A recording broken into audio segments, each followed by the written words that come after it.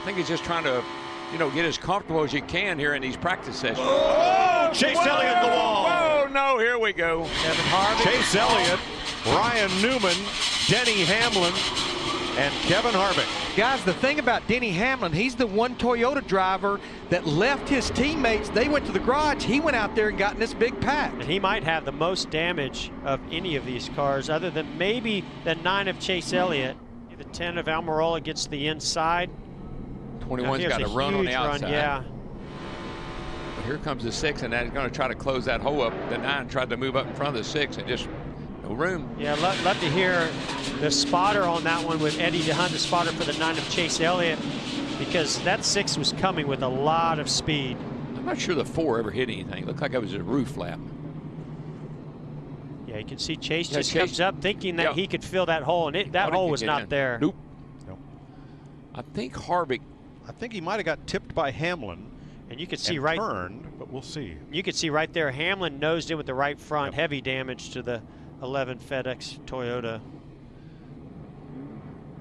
Yeah, Newman's and Harvick's car look pretty undamaged. I think so. And of course, all the, you know, Hamlin's teammates are saying, "Why did you stay out there?" Boy, Logano just missed getting into Ryan Newman.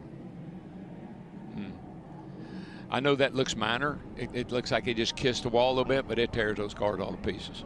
That nose is knocked all the way over the right front tire.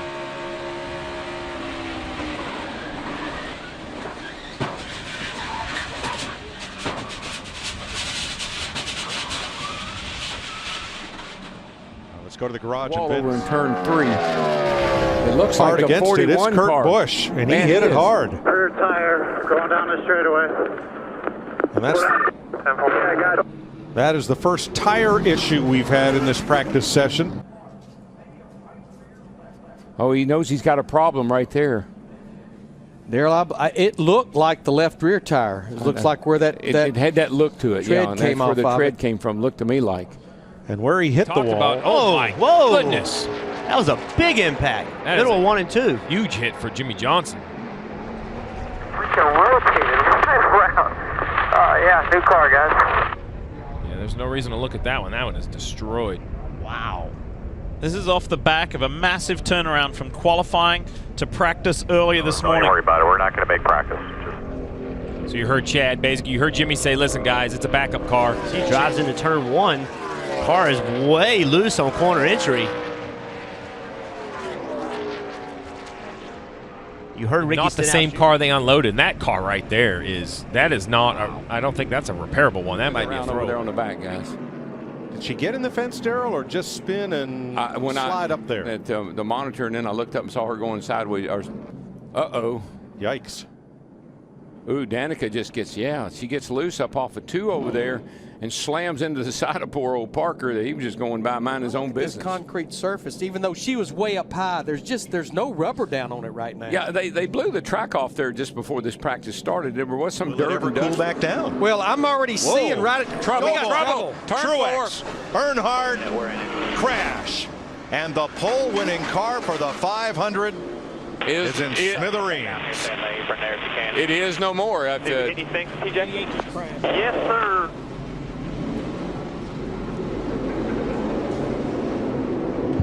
I mean, there's no question they're going to go to a backup car. I mean, they have to go to the rear there. Slow cars are coming up on a bunch of cars. You see steam coming out of the 88 back there, by the way. And they were coming up on these slow cars right here, and looked like somebody maybe Jimmy Johnson got a little bit loose. Yeah. Well, and then Truex had a push from the car behind him, who probably couldn't see what was happening 4 cars ahead.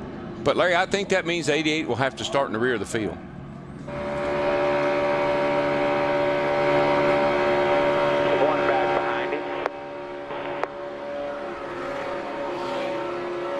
Yeah, Truex had a push from the Red Bull car, too. Chain reaction. Water out the Cowler, 291st. Slow cars on the bottom here. Just keep your eye on them. They're like, come up front of the checking up real low. We're in it. We're in it. You'll see these 3 cars on the bottom here. That's McMurray in the front there. I think they're trying to get up to speed, and the 48 and the 88 were coming with a hit of steam with a 56 right on 88's tail, and they just ran up on the slow car, nowhere to go. Trouble for Custer. And that's going into turn 2, I believe, at the bottom of the S's. What a hard hit. That has been a part of this racetrack that has been the thorn in a lot of drivers' sides here over the years. I remember Michael McDowell, David Reagan getting through there. David Ruderman was involved in that massive wreck. Good to see that window net come down. Cole's okay. Wow, he's indicating. Absolutely. Here he is on that curb. Oh. Overcorrected. Yeah. Right into the Armco barrier. Wow. And that's the thing about that painted curb, you know, especially one of the things is at a road course, if that's wet, it becomes super slippery. But they're also just a little bit more slippery than the actual asphalt surface. So, you know, the tires don't hook up. I had them clear my schedules. The 11 hard into the wall. And we talked about pushing the limits in qualifying. I just talked about Kyle Busch turning early, trying to leave straighter. And that was traditional. But when you do push these limits, this is what happens. This is the result of something being different at the racetracks, trying something different. That's what happens. As a driver, you have to push the issues. The negative is when you push that issue, sometimes things don't work out. And so he's where he wants to be right there. He's trying to keep that corner exit opened up. Turns right here and just gets loose. See it wiggling just a little bit right there, and now he's out of that VHT, and the car gets loose, and he just loses it. That's why I said earlier, I think ultimately we're going to see the racetrack apply the material further off the corner. I think that they've applied it where it needs to be, but I think as far as left to right in the corner, I think now it's going to need to come out a little bit further. Hey, Jeff, and just you mentioned how Lucy's getting off the corner there. A lot of teams, as I scan the garage here, have been mentioning getting loose off the corner. And sometimes we hear that because that's exactly right. Got a different one spun. That spin looks a little more serious on that one. Oh, Ross Chastain.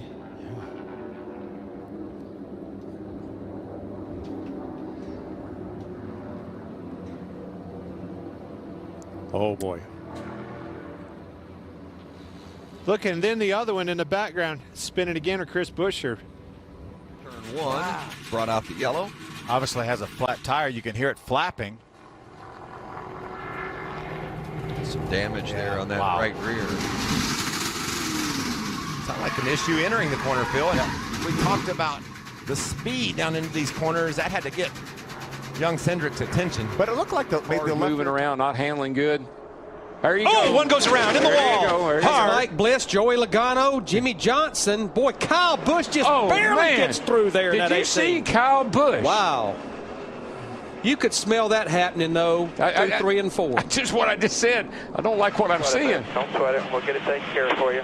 20 cars killed. Well, I don't know, Zip. I don't think you get that one taken care of. Zippy, the right front's up in the firewall, buddy. 36 of Bliss. Well, this right in the middle. This is what got my attention when I said that. Some cars up there, they're not real fast, being overtaken by some cars that are. The 36 car gets loose, and away he goes. Boy, I want you to watch this 18. Look where 18 is. He's right here. Watch him weave through here. Yep. Yep. Wow. And he had slowed down, but he was still carrying the mail and doing all that weaving and wagging. That's 150 mile an hour slowed down. You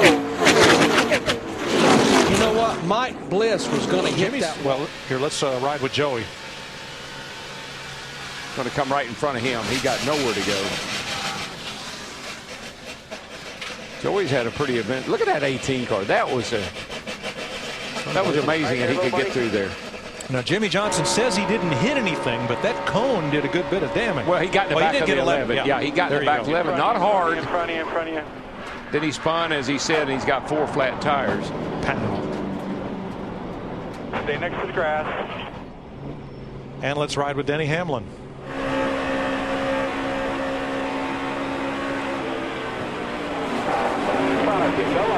Go low. Go down fair road.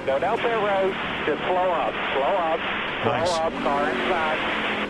Oh, we got the 27 in the wall. Yeah, Bob, 27 of Paul Menard is on fire right now. He hit the outside wall, and trying to get that thing slowed down. It has destroyed that race car, and I would say I do see the red and the black flag waving. We only had about a minute left in this practice session, and that's pretty much going to bring an end to it. Looking right now, I was trying to see how many laps that Paul Menard had actually run in this practice session. He'd run a total of 21 laps, 28th quickest in that 27 car, but they will be unloading the backup car. See if we can take a look at what happened. Ooh, something obviously happened going down in turn number 1. It has a look of a flat right front. I'm sorry, that's the tunnel turn. Had the look maybe of a tire going down, but there was so much smoke from that right front corner. We saw that happen during the ARCA race at Indy last week. We saw a brake problem on the right front.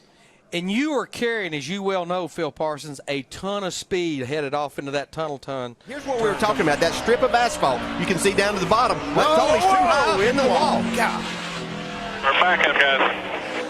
And Tony spins right in front of Jeff Gordon. And Kurt Busch goes by, and Tony has pancaked that car. Yeah, that car is that's a backup car for sure. We talk about it being Groundhog Day. This happened in June on the final day. It happened in happy hour back in June when he had an issue with his race car. And DJ, exactly what you were talking about up in turn 3. That's a very difficult corner. It was always difficult, and we ran on the bottom while I was driving, and now these guys have moved up. And if you miss that just a little bit, get to the outside of it, there's no grip there. Here is Tony Stewart in turn 3. You want to arc the car in pretty high right there to get down to that asphalt, but man, just wasn't a lot of grip there. Yeah, he got on the asphalt, and it was just like there was no grip there whatsoever. And these guys had told me yesterday in the garage area that strip of pavement is losing a lot of the grip that it had the first couple of years. When they put that asphalt down through that groove, it was black. You could see a big difference in color. Now you see the color is not nearly the difference. So you've lost a lot of grip there over the last couple of years now. Third and fourth air gets worse. Not only does handling go away, but how does your car? You see the 18, huge up into the wall. Kyle Busch in the 18 destroying that car. Clearly had a mechanical issue or a tire go down, and clearly that just something happened. Something happened. Yeah, right here blew out. Look at this situation. You can see him. He's drafting, everything's normal to watch. See, there was a little puff off the right rear. He had to correct the car, and then he got a little bit too much right rear wheel turned to the right and got it up into the wall. But, you know, when a tire blows like that, it makes such an explosion. It's so loud. It first startles you. It scares you. Then you have to correct the car, and now you're along for the ride. So everybody in the garage just watched that, and they're like, oh, what happened to that tire? Watch the right rear. Yeah, couldn't see it in that. Puff, just a little puff. That's when it blew out. And such hard contact, too. So thankful for the safer barriers. Absolutely. The fact that there is some styrofoam in there that absorbs some of that hit, but still the damage to that car. Watch this view.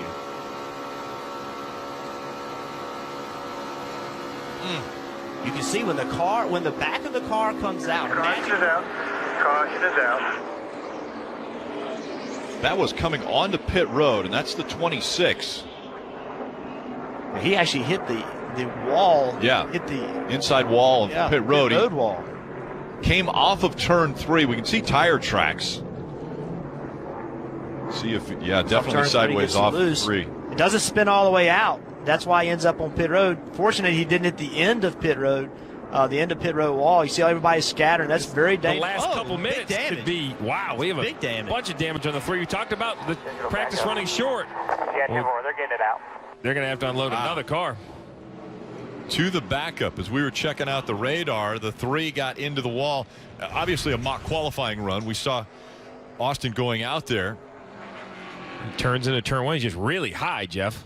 Yeah, really high, maybe a little bit free, getting in the corner, couldn't get the wheel turn, and now he's up out of the groove, and now he's just along for the ride. So we see an awful lot of time here that getting into the corners, it's real easy to get loose, and with the track as clean as it is, I know that sounds crazy, there's just, there's nowhere to go. So all the tires have been running on the bottom of the racetrack, all the debris is up in the second groove, so once you get up this high, you're along for the ride. And Rick, we talk about the chase and everything that goes into this. This car had made 11 laps. They were working on their handling, trying to find some speed, and now they're going to have to go to a backup car, a whole new car, cold turkey in qualifying. This is something like this could put you behind for the entire weekend. And with these rounds in the NASCAR playoffs only being 3 weeks, You cannot stub your toe. He's followed by the Dodges of Casey Kane and Bobby Labonte. Trouble on the racetrack. Trouble. That's Dale Earnhardt Jr. Big trouble involved, I think, with David Gilliland. And guys, this is what we've been talking about. This practice right here. You did not want to wind up being victimized, trying to learn something with this race car, but you just, again, this is the worst of the worst. So 9 minutes, 15 seconds into what was just supposed to be a 45-minute practice. Trouble, big trouble for Dale Earnhardt Jr. And you can see immediately they're going to start unloading that backup car. They know there's no sense in even evaluating the damage on either one of these cars, really. Both these guys will get their backup car. Let's take a look at what happened. It just explodes. The right rear tire did. I mean, right in the middle of the corner, and there was nowhere for David Gilliland to go. Larry, when that tire exploded, it blew the whole back of the car off. Another look. Wow. There went the rear wing and everything. I mean, the whole back of the car just exploded. No place for David Gilliland to go. Casey Kane, several other cars spinning to the bottom right there. I mean, there's a lot of cars torn up, and nobody's fault, especially Dale Jr.'s. He's just along for the ride, and all of a sudden the right rear explodes. Now, he had only run 5 laps, and even if it's the same set of tires from the first practice, he only ran 8 laps in that first practice. We're riding with Tony Stewart. You'll see the explosion right there. And, boy, Tony just got through. In fact, they're probably going to have a little bit of splitter damage where he had to drive down off the apron through the grass. I'd say, and also damage on Casey Kane in the 9. Also being told that David Rudiman suffered some damage to the 44, his Toyota. And guys, this is the kind of damage they might be able to fix that race car for some place. Oh my goodness. Eric Jones, backstretch chicane, Steve. Let me guess what he hit. Wow. That's big. Now, he's already made contact a couple times. So he's fine, but he's okay.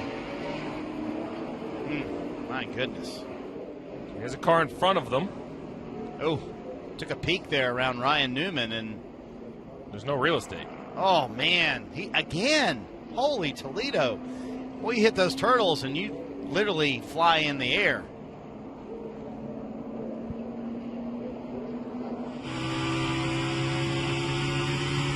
A ways back, he must catch him dramatically. Pay attention to 31.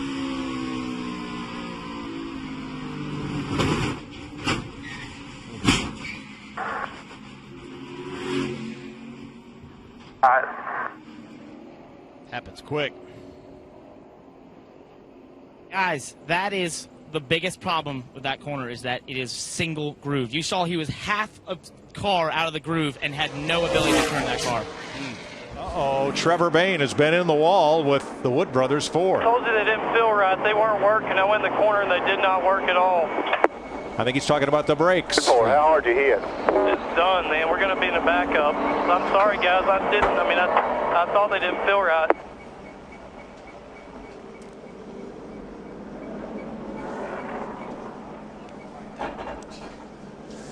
Ouch. Boy, that car is hurt. Yeah, it's done. He's right. They'll be in a backup. Of course, they had problems at Daytona, and you know what happened down there, so they can overcome it. But, boy, you're talking about being deflated right now. Trevor just completed nationwide practice where he was second quickest. Here's a look at it. And you can see the left front seemed to be locked up, or something seemed to be locked up, but the right front seemed to be, it didn't seem like the brakes were working exactly right.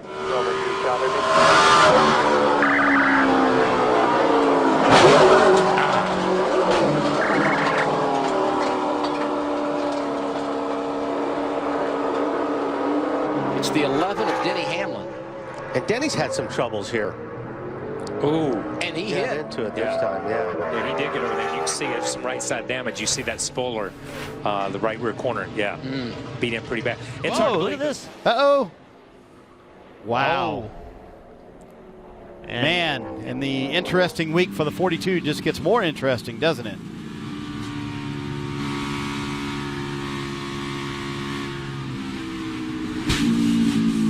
We saw Jimmy Johnson have trouble in that same spot on the racetrack, and he was able to save it to save it. Kyle, you can see right here, the back of the car starts coming around, chasing it up the racetrack. Just ran out of room. Man, what else can go wrong with that 42 team this week? They're now 36 below the cut line, going to a backup car here with 14 minutes to go. First practice session at Kansas. Trouble, turn 2. One car around, sliding up hard in the wall. Ryan Newman and Michael Waltrip in the 83. Stop. Right at the beginning, you've got the 31 car coming up on the 40, the 83. Somehow that 40 checks up. Ooh, yeah. Michael got into the 83 there. Michael got into the back of Newman in the 31, but I'm not sure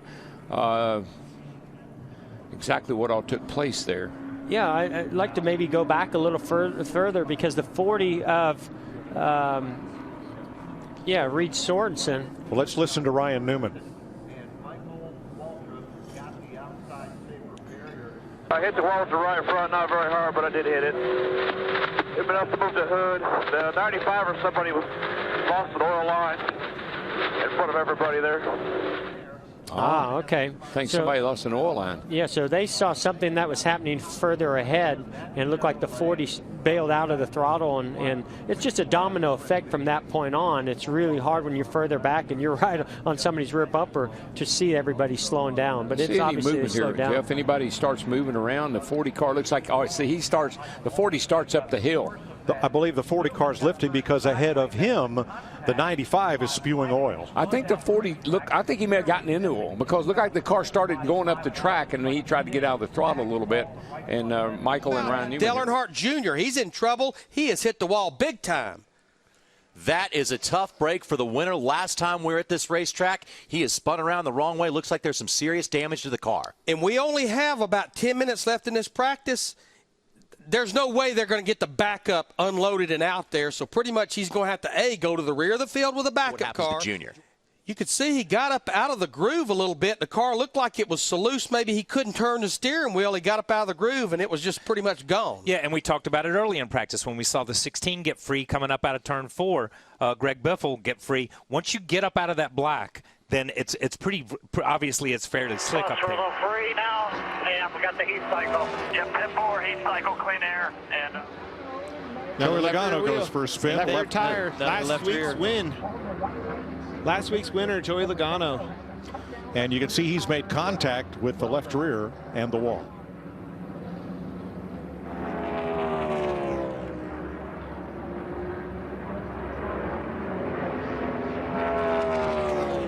You see, once these cars get sideways, especially with that left rear tire, man, it is. Yeah, you're just along for the ride once that tire goes down. Expected at both ends. Now, we got a crash over in the corner. Yeah, Billy Keys in the 34 just hit the inside wall and now the outside wall. And bounced into Joey Coulter. Coulter's trucks tore all to pieces. Look at that left rear corner, Phil. Most of it's missing. Yeah.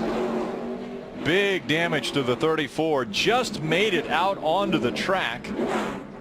Had not been on the track in first practice. And putting something all over the racetrack. Yeah, he needs to sit still.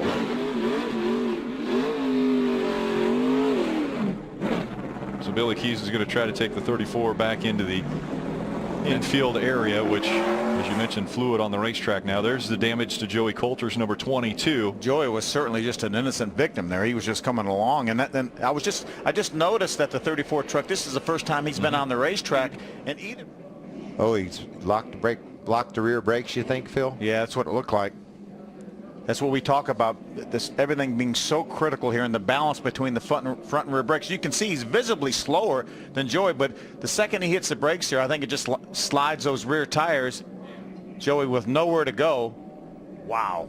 Catches that 22 of Joey Coulter as he slides to the outside wall, and a lot of damage to this number 34 as well as the 22. That's just how critical balance in your brakes is. You know, those guys are fighting that every lap. Chase Mattioli in the 10. Back her down, back her down, back her down, back her down, back her down, back her down. All right, turn left, turn left, turn left. All right, come on, let's go.